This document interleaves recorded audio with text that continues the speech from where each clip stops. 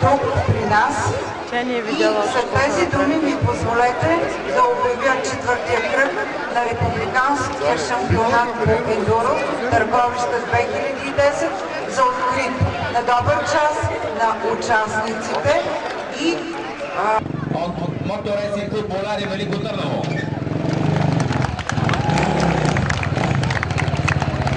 АТВ хоби е неговата дисциплина. С оригинален двигател, почти няма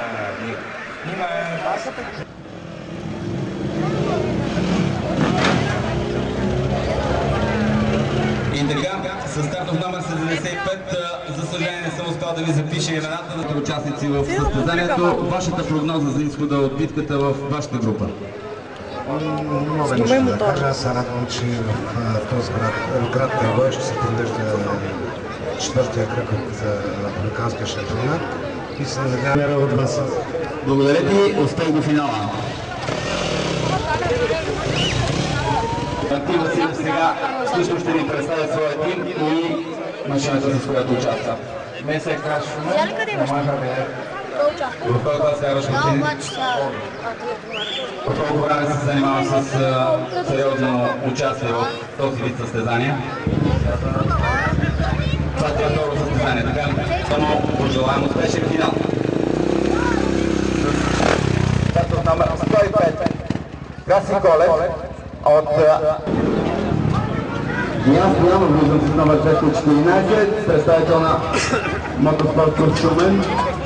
Да ми кажеш, в експерт хоби участваш, какви са експерт, извинявай, ендуро хоби, сумата на експертите.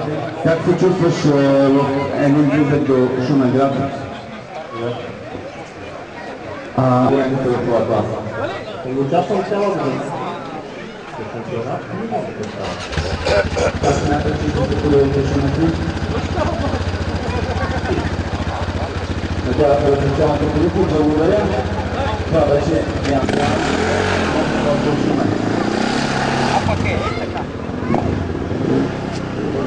Ето, благодаря ви за това, че уважихте церемонията по откриването. Желая ви успех.